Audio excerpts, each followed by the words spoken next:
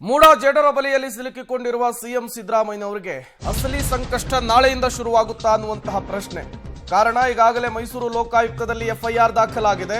CM ವಿರುದ್ಧ ತನಿಖೆಗೆ 4 ವಿಶೇಷ ತಂಡಗಳ ರಚನೆ ಕೂಡ ಆಗಿದೆ. ನಾಳೆಯಿಂದ ಸಿಎಂ ವಿರುದ್ಧ ಬಹುತೇಕ ಅಧಿಕೃತವಾಗಿ ತನಿಖೆ ಆರಂಭವಾಗುತ್ತೆ. ಮೊದಲು ದೂರುದಾರರಿಗೆ ನೋಟಿಸ್ ಅನ್ನು ಕೊಡಲಿದ್ದಾರೆ ತನಿಖಾಧಿಕಾರಿಗಳು. ತಮ್ಮ ಬಳಿ ಇರುವಂತಹ ದಾಖಲೆಯನ್ನು ಸಲ್ಲಿಸುವಂತೆ ನೋಟಿಸ್ ಅನ್ನು ಸರ್ವ್ ಮಾಡಲಾಗುತ್ತೆ. ಮೈಸೂರು ಲೋಕಾಯುಕ್ತದಲ್ಲಿ ಸಿಎಂ ವಿರುದ್ಧ ಎಫ್ಐಆರ್ ದಾಖಲಾಗಿದೆ. ಎಫ್ಐಆರ್ ದಾಖಲಾಗಿ 3 ದಿನ ಕಳೆದಿದೆ. ಈ ತನಿಖೆಗೆ ಸಂಬಂಧಪಟ್ಟಂತೆ ಸಮಗ್ರವಾಗಿ ಅಧ್ಯಯನ ಮಾಡುವಂತಹ ಕೆಲಸವನ್ನ ಅಧಿಕಾರಿಗಳು ಮಾಡಿರುವಂತಹದ್ದು. ಈಗ ಅವರ ಮೊದಲ ಕೆಲಸ ನೋಟಿಸ್ ಅನ್ನು ಕೊಡುವಂತಹದ್ದು, ಅದಾದ ಮೇಲೆ ವಿಚಾರಣೆಗೆ ಕರೆಯುವಂತಹದ್ದು. 3 ತಿಂಗಳ ಕಾಲಾವಕಾಶ ಇದೆ. ಅಷ್ಟರೊಳಗೇನೆ ವರದಿಯನ್ನ ಸಲ್ಲಿಕೆ ಮಾಡಬೇಕಿದೆ. ಮತ್ತಷ್ಟು ಡೀಟೇಲ್ಸ್ ಅನ್ನು ಕೊಡ್ತಾರೆ ನಮ್ಮ ಪ್ರತಿನಿಧಿ ಕೆಪಿ ನಾಗರಾಜ್. ನೇರ ಸಂಪರ್ಕದಲ್ಲಿ ಜಾಯಿನ್ ಆಗಿದ್ದಾರೆ. ಕೆಪಿ ನಾಗರಾಜ್, 2 ವಿಚಾರ ತುಂಬಾ ಪ್ರಮುಖವಾಗುತ್ತೆ. ಒಂದು, ಮೂಡಾ ಸಂಕಷ್ಟದಲ್ಲಿ ಸಿಲುಕಿಕೊಂಡಿರುವಂತಹ ಸಿಎಂ ಸಿದ್ದರಾಮಯ್ಯನವರಿಗೆ ನಾಳೆಯಿಂದ ತನಿಖೆಯ ಬಿಸಿ ತಟ್ಟುವಂತಹ ಸಾಧ್ಯತೆ, ಅದಕ್ಕೆ ಬೇಕಾದಂತಹ ಸಿದ್ಧತೆಗಳು ಹೇಗಿದೆ ಅನ್ನೋದು. ಮತ್ತೊಂದು ಕಡೆ ಈ ಪ್ರಕರಣದಲ್ಲಿ ಇಡಿ ಎಂಟ್ರಿ ಆಗುವಂತಹ ಸಾಧ್ಯತೆ ಎಷ್ಟಿದೆ ಅಂತ ಹೇಳಿ. ಯಾಕೆಂದ್ರೆ ಅಕ್ರಮ ಹಣ ವರ್ಗಾವಣೆ ಆದ್ರೆ ಅಥವಾ ಹವಾಲಾ ದಂಧೆ ನಡೆದಿದೆ ಅಂದ್ರೆ ಮಾತ್ರ ಇಡಿ ಎಂಟ್ರಿ ಆಗುತ್ತೆ.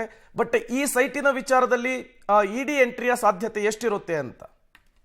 ಪ್ರೇಮ್, ಮೊದಲನೇದಾಗಿ ಇಡಿಯ ವಿಚಾರವನ್ನ ಪ್ರಸ್ತಾಪ ಮಾಡ್ತಾ ಇರುವಂತಹದ್ದು ಸ್ನೇಹಮಯಿ ಕೃಷ್ಣ ಅವರು ಕೇವಲ ಸಿದ್ದರಾಮಯ್ಯನವರಿಗೆ ಸಂಬಂಧಪಟ್ಟಂತ 14 ಕೇಸ್ಗೆ ಮಾತ್ರ ಅಲ್ಲ, ಸಿದ್ದರಾಮಯ್ಯನವರ 14 ಸೈಟ್ಗಳಿಗೆ ಸೇರಿದಂತೆ ಒಟ್ಟಾರೆಯಾಗಿ ಮೈಸೂರು ನಗರಾಭಿವೃದ್ಧಿ ಪ್ರಾಧಿಕಾರದಲ್ಲಿ ನಡೆದಿರುವಂತಹ ಹಗರಣದ ತನಿಖೆ ಆಗಬೇಕು ಅನ್ನುವಂಥದ್ದು. ಅವರ ಲೆಕ್ಕದಲ್ಲಿ ಪ್ರಕಾರವಾಗಿ ಒಟ್ಟು 5,000 ಕೋಟಿಯಷ್ಟು ಇಲ್ಲಿ ಅಕ್ರಮ ಆಗಿದೆ. ಅದರಲ್ಲಿ ಸಿದ್ದರಾಮಯ್ಯನವರ ಕೇಸು ಕೂಡ ಇದೆ. ಈ ಕಾರಣಕ್ಕೋಸ್ಕರವಾಗಿ ಇಡಿ ಅವರು ಈ ಕೇಸನ್ನು ತೆಗೆದುಕೊಳ್ಬೇಕು, ಇಡಿ ಅವರು ಈ ಕೇಸಿನ ವಿಚಾರಣೆಗೆ ಮುಂದಾಗಬೇಕು. 5,000 ಕೋಟಿಯ ಹಗರಣವನ್ನ, ಆರ್ಥಿಕ ಅವ್ಯವಹಾರವನ್ನ ಇಡಿ ಅವರು ಮಾತ್ರ ಇದನ್ನು ತನಿಖೆ ಮಾಡೋದಕ್ಕೆ ಸಾಧ್ಯ. ಹಾಗಾಗಿ ತಾವು ಎಂಟ್ರಿ ಆಗಬೇಕು ಎನ್ನುವಂತಹ ಮನವಿಯನ್ನ ಅವರು ನಿನ್ನೆ ದೂರನ್ನ ಇಮೇಲ್ ಮೂಲಕವಾಗಿ ಕೊಟ್ಟಿದ್ರು. ನಾಳೆ ಖುದ್ದಾಗಿ ಇಡಿ ಕಚೇರಿಗೆ ತೆರಳಿ ತಮ್ಮ ದೂರನ್ನು ಕೂಡ ಸಲ್ಲಿಕೆ ಮಾಡ್ತಾರೆ. ಈ ಪ್ರಕರಣದಲ್ಲಿ ಅಂದ್ರೆ ಇಡಿ ಎಂಟ್ರಿ ಆಗ್ತಾ ಇರುವಂತಹ ಪ್ರಕರಣದಲ್ಲಿ ಕೇವಲ ಸಿದ್ದರಾಮಯ್ಯನವರಿಗೆ ಮಾತ್ರ ಅಲ್ಲ, ಈ ಒಂದು 50-50 ಅನುಪಾತದ ಅವ್ಯವಹಾರ ಏನು ನಡೆದಿದೆ ಅಂತ ಹೇಳಲಾಗ್ತಾ ಇದೆಯೋ ಅದರಲ್ಲಿ ಭಾಗಿಯಾಗಿರುವಂತಹ ಪ್ರತಿಯೊಬ್ಬರಿಗೂ ಕೂಡ ಸಂಕಷ್ಟ ಕಟ್ಟಿಟ್ಟ ಬುತ್ತಿ. ಯಾಕಂದ್ರೆ ಪ್ರಕರಣದ ವ್ಯಾಪ್ತಿಯೂ ಕೂಡ ದೊಡ್ಡದಿದೆ, ಪ್ರಕರಣದ ಮೊತ್ತವೂ ಕೂಡ ಬಹಳ ದೊಡ್ಡದಿರುವಂತಹ ಕಾರಣಕ್ಕೋಸ್ಕರವಾಗಿ ಇಡಿ ಎಂಟ್ರಿ ಆಗುವಂತಹ ಸಾಧ್ಯತೆಗಳೇ ತುಂಬಾ ಹೆಚ್ಚಾಗಿ ಕಾಣ್ತಾ ಇದೆ. ಹೀಗಾಗಿನೇ ಸ್ನೇಹಮಯಿ ಕೃಷ್ಣ ಅವರು ಕೇವಲ ಸಿದ್ದರಾಮಯ್ಯನವರ ಸೈಟ್ ವಿಚಾರ ಮಾತ್ರ ಪ್ರಸ್ತಾಪ ಮಾಡ್ತಲ್ಲ, ಅದರ ಎಳೆ ಇಟ್ಟುಕೊಂಡು ಉಳಿದಂತೆ ಒಟ್ಟಾರೆ ಹಗರಣದ ತನಿಖೆ ಆಗಬೇಕು ಅನ್ನುವಂಥದ್ದು ಅವರು ಇಡಿಗೆ ಕೊಟ್ಟಿರುವಂಥ ದೂರಿನ ಸಾರಾಂಶ. ಇನ್ನು ಎರಡನೇದಾಗಿ ನಾಳೆಯಿಂದ ಏನು ಲೋಕಾಯುಕ್ತದಲ್ಲಿ ನಡೀತಾ ಇರುವಂತಹ ತನಿಖೆಯ ವೇಗ ಹೆಚ್ಚಾಗುತ್ತೆ. ನಿನ್ನೆ ತಾನೇ ಒಟ್ಟು 4 ಟೀಮ್ಗಳ ರಚನೆ ಆಗಿದೆ. ಈಗಾಗಲೇ ಯಾವ್ಯಾವ ರೀತಿಯಾದಂತಹ ತನಿಖೆ ಆಗಬೇಕು ಅನ್ನುವಂಥದ್ದು.